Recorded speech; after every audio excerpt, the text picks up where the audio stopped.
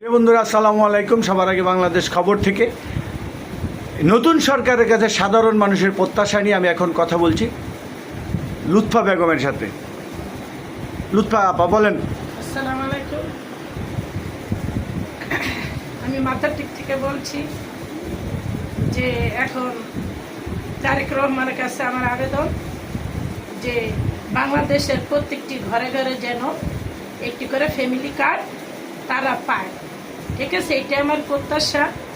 আর যেহেতু তারেক রহমানকে ভোট দিয়ে আমরা জয়যুক্ত করেছি, এখন আমাদের সে প্রত্যাশা যেন চাঁদাবাজি মুক্ত করা।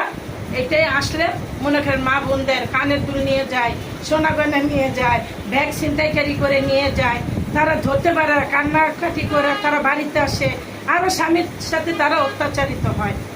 কিন্তু সেই অত্যাচারীটা তো কেউ মানতে চায় না যে স্বাভাবিক নিয়ে গেছে ছিনতাইকারীরা, কেন তুমি ওগুলো পরে গেলা, কেন গেলা? এটার জন্য আরও অত্যাচার হয়। ঠিক আছে, তাহলে এই মা বোনরা এত অত্যাচার সহ্য করে রাস্তাতে হাঁটতে পারতেছে না চাঁদাবাজের জন্য। ভোরবেলা একজন মানুষ একটা বিপদে যাইতেছে, কোথায় কি আছে লইয়া দৌড়, পিস্তল ঠেকাইয়া, ছুরি ঠেকাইয়া, কিন্তু মা বোনরা তো পারে না ওদের সাথে।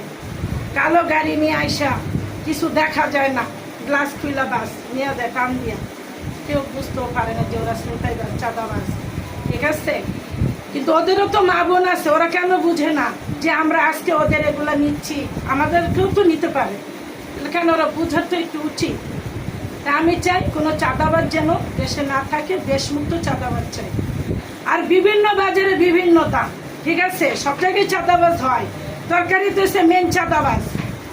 15 টাকার তরকারি না বেচে 60 থেকে 70 টাকা, একটা লাউ 15 টাকা কিনা বিক্রি করে 100 টাকা, 120 টাকা, 80 টাকার নিচে কোনো তরকারি নাই।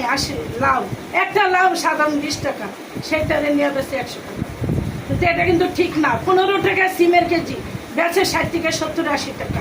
সব কিছুর দাম। লেবু 5 টাকা হালি কেউ খায় না বাংলাদেশে, সেই লেবু 120 টাকা হালি, 80 টাকা হালি। কিন্তু এটা কি হয়? রমজান মাস, গরিব মানুষ কেউ কি খাইতে পারে একটা লেবু 30 টাকা দাম দিয়ে? খাইতে পারে না। রিক্সা ছাড়া আনে কয় টাকা? একটা লেবু 30 টাকা। একটা শরবত খাইতে কি সে 200 টাকা খরচ করবে? কিন্তু তার তো 200 টাকা উপার্জন নেই, কি করে খাবে? তাহলে এখন এত কিছু যদি দাম হয়, সাধারণত পাবলিক যারা আছে তারা তো মরে যাবে অনাহারে না খাইয়া।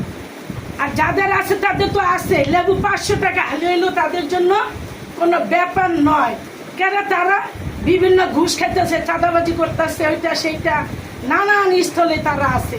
কলমের খুচা দিয়ে তারা লাখ লাখ টাকা ইনকাম করতেছে। কিন্তু এটা তো ঠিক না। চাঁদাবাজি সব কিছু দিয়ে চাঁদাবাজি, কলমের খুচেও চাঁদাবাজি। শুধু ছুরি পিস্তল নিয়ে যে ঠেকায় চুরি করে, এটাও চাঁদাবাজি। ঘুষখোর, সুদখোর কলম দিয়ে 1 সেন্ট দিয়ে 10 লাখ নিয়ে যায়। কিন্তু এটা কিন্তু ঠিক না। সব দিক দিয়ে দেখতে হবে। আমাদের যে আসছেন এখন বর্তমান বাংলাদেশে তারেক সাহেব, ঠিক আছে, হাসপাতালে চাঁদাবাজি। একটা রুগী জরুরি নিয়ে গেলে দেন 500, তাহলে তাড়াতাড়ি নিয়ে যায়। কিন্তু এটা কিন্তু ঠিক না। আপনি এখন এই সরকারের কাছে আপনার তাহলে কি প্রত্যাশা? এটা আমি যা যা বললাম, প্রত্যাশা সবটাই, সবকিছু তরি তরকারি সবকিছু দাম কমায় দিবে।